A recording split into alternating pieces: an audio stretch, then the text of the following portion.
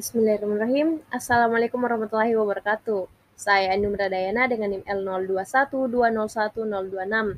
Kali ini saya akan membahas jurnal toksikologi yang berjudul toksisitas serta potensi bioakumulasi dan bioeliminasi insektisida endosulfan pada ikan mas atau Cyprinus carpio dari jurnal riset aquacultur. Nama penulis Imam Taufik dan Eri Setiadi.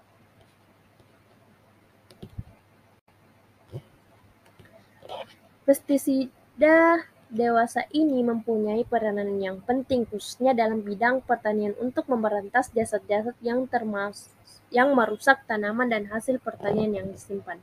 Usaha meningkatkan produksi pertanian baik secara kuantitatif maupun kualitatif telah dipermudah dengan penggunaan berbagai jenis pestisida. Oleh karena itu, pemberantasan hama dan penyakit pada tanaman pertanian hampir senantiasa diartikan sebagai penggunaan pestisida. Sifat penting yang dimiliki suatu bahan aktif pestisida adalah daya racun atau toksisitas. Meskipun bahan kimia tersebut hanya dimaksudkan untuk memastikan suatu jenis hama tertentu, tetapi pada hakikatnya bersifat racun untuk semua makhluk hidup. Hampir semua jenis pestisida tidak bersifat selektif dan mempunyai spektrum yang luas sebagai racun sehingga merupakan salah satu sumber pencemaran yang potensial khususnya bagi sumber daya dan lingkungan perikanan.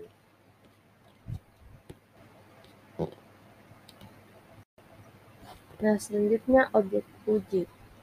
Endosulfan merupakan senyawa kimia dari golongan organoklorin yang banyak dipergunakan di Indonesia sebagai bahan aktif dalam berbagai formulasi insektisida yang diperdagangkan dengan beberapa nama dagang, antara lain Thiodan, Panodan, Akodan, dan Termisidan. Sejak tahun 1996, penggunaan endosulfan di Indonesia sebenarnya sudah dilarang melalui Surat Keputusan Menteri nomor 473. Namun pada kenyataannya sampai saat ini masih banyak digunakan oleh petani karena insektisida endosulfan cukup efektif mengendalikan hama sasaran, harganya relatif murah dan mudah didapatkan. Nah, yang selanjutnya sub objek uji. Ikan mas. Ikan mas atau Cyprinus carpio merupakan komunitas perikanan air tawar yang berpotensi untuk terkontaminasi oleh insektisida endosulfan karena pada umumnya dipelihara dalam kolam budidaya atau keramba jaring apung di waduk, di mana sumber airnya berasal dari aliran sungai yang berhubungan langsung dengan berbagai aktivitas pertanian yang banyak menggunakan pestisida. Selain itu, ikan mas juga mempunyai kandungan lemak cukup tinggi sehingga akan lebih mudah mengakumulasi residu pestisida organoklorin. Nah, yang selanjutnya itu proses uji. Ada 3 proses uji pada penelitian ini. Yang pertama yaitu uji stabilitas endosulfan. Uji stabilitas endosulfan ini bertujuan untuk mengetahui tingkat kestabilan konsentrasi insektisida endosulfan dalam air. Pengujian dilakukan dengan mengaplikasikan tingkat konsentrasi sebesar nilai LC50 kurang 96 jam dengan 2 kali ulangan. Penentuan konsentrasi larutan uji ditentukan dengan mengacu pada rumus pengecaran sebagai berikut. Nah, yang kedua yaitu uji toksisitas letal. Penelitian toksisitas letal meliputi percobaan untuk mencari nilai LC50 dari insektisida endosulfan terhadap ikan mas yang ditentukan dengan metode uji hayati biocide. Konsentrasi bahan uji tidak diverifikasi secara analisis kimia dan nilai-nilai LC50 ditentukan berdasarkan konsentrasi nominal insektisida endosulfan dalam wadah-wadah penelitian. Wadah-wadah yang digunakan dalam uji toksisitas letal berupa 28 unit akuarium kaca yang berukuran 40 cm x 20 cm x 20 cm berisi 10 liter media uji. Masing-masing akuarium dilengkapi saluran pemasukan dan pengeluaran serta penampung air pengganti.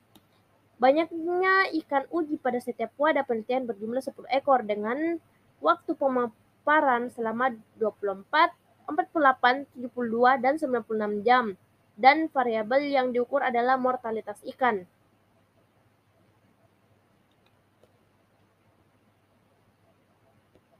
Pada setiap konsentrasi pengujian dilakukan pengukuran terhadap sifat fisika kimia media uji, yaitu pada awal pengujian 0 jam, pertengahan 48 jam, dan akhir pengujian 96 jam.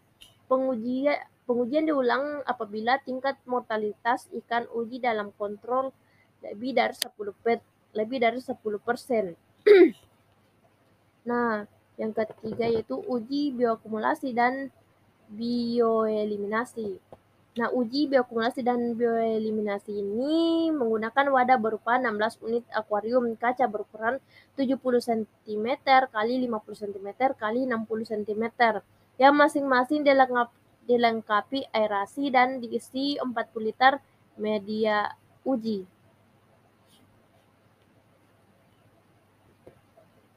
Nah, yang selanjutnya itu data. Hewan uji yang digunakan adalah ikan mas berukuran panjang total 3,6 lebih kurang lebih 0,247 cm dengan bobot badan 0,81 kurang lebih 0,098 gram per ekor. Sedangkan bahan uji berupa formulasi insektisida komersil dengan kandungan bahan aktif endosulfan 350 gram per liter. Selama penelitian berlangsung, media uji diberi aerasi sehingga kadar oksigen terlarut tidak pernah di bawah nilai 60-70% saturasi. Karakteristik fisika kimia media uji selama penelitian harus berada pada ambang kondisi yang baik bagi ikan uji dengan beberapa ketentuan sebagai berikut. Fluktasi suhu air tidak lebih dari 2 derajat Celcius. Kadar CO2 bebas 7-10 mg per liter. Anomia 1 mg per liter. Kesadahan total 15 mg per liter. Dan alkalinitas berkisar antara 50-200 mg per liter. Nah, yang selanjutnya hasil. Nah, hasil dari uji stabilitas endosulfan dalam air. Dari hasil pengukuran residu endosulfan dalam air yang diberikan perlakuan konsentrasi 2,42 mg per liter atau LC50/96 jam menunjukkan bahwa laju peluruhan endosulfan dalam air relatif lambat, di mana dalam waktu pemaparan 96 jam persentase pelururan baru mencapai 62,8%. Seperti dilihat pada gambar berikut. Nah, yang selanjutnya hasil toksisitas letal dengan nilai LC50. Hasil analisis probit menunjukkan bahwa nilai LC50 pada waktu pemaparan 24, 48, 72, dan 96 jam berturut-turut adalah 5,29, 3,48, 2,78, dan 2,42 mg per liter, seperti pada tabel berikut. Hal tersebut menunjukkan bahwa semakin lama waktu pemaparan akan semakin rendah nilai LC50 insektisida endosulfan terhadap ikan mas. Selanjutnya, bioakumulasi. Bioakumulasi adalah proses pengambilan atau penyerapan bahan kimia dari lingkungan melalui beberapa atau semua jalur yang memungkinkan melalui respirasi, pakan, kulit. Dari beberapa sumber dalam lingkungan akuatik, air, suspensi koloid atau partikulat organik, karbon, sedimen organisme lain, di mana bahan kimia tersebut berada. Laju penyerapan insektisida endosulfan ke dalam tubuh ikan dan konsentrasi endosulfan dalam air pada masing-masing perlakuan dapat dilihat pada gambar di bawah 2, 3, dan 4. Selanjutnya yaitu bioeliminasi. Bioeliminasi merupakan proses pengurangan atau kehilangan suatu bahan aktif dari suatu organisme melalui mekanisme perpindahan aktif atau pasif termasuk difusi dan transformasi metabolik. Laju eliminasi endosulfan dari dalam tubuh ikan dengan konsentrasi bioakumulasi 3,58 mg per kilogram dapat ditentukan berdasarkan persamaan Y sama dengan 0,221 X tambah 5,31 dalam kurung R 0 sama dengan 0,9526. Diketahui bahwa rata-rata peluruhan endosulfan dalam tubuh ikan mas setelah 120 jam adalah 32,12% dan setelah 360 jam mencapai 74,77% atau sebesar 0,24% per jam, seperti pada gambar 5 di bawah. Dengan mengetahui besarnya laju bioeliminasi insektisida dalam badan ikan, maka dapat diperkirakan berapa lama waktu yang diperlukan untuk pemulihan ikan yang terkontaminasi pestisida. Selanjutnya, kualitas air. Pengukuran kualitas media uji meliputi sifat fisika kimia air, yaitu suhu, pH, oksigen terlarut, kandungan CO2 bebas, dan amonia total selama penelitian berlangsung, baik pada toksisitas letal maupun pada uji bioakumulasi. Data fisika kimia air tersebut selengkapnya tercantum pada tabel 4 di bawah. Berdasarkan tabel 4, dapat diketahui bahwa sifat fisika kimia air selama penelitian berlangsung dalam kondisi baik dengan konsentrasi kisaran yang masih di dalam nilai ambang batas atau NAB untuk perikanan. Hal ini dimungkinkan karena penelitian dilakukan di dalam laboratorium secara terkontrol, serta pergantian air dilakukan setiap 24 jam. Dengan demikian, hasil pengukuran beberapa parameter biologis secara pertumbuhan,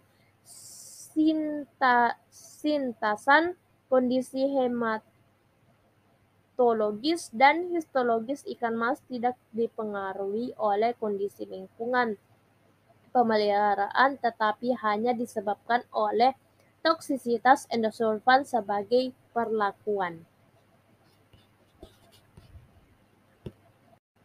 Nah, selanjutnya manfaat. Manfaat dari penelitian ini yaitu untuk mengetahui toksisitas serta potensi bioakumulasi dan bioeliminasi insektisida endosulfan terhadap ikan mas.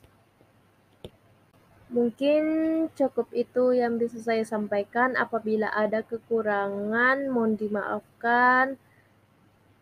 Sekian dan terima kasih. Wassalamualaikum warahmatullahi wabarakatuh.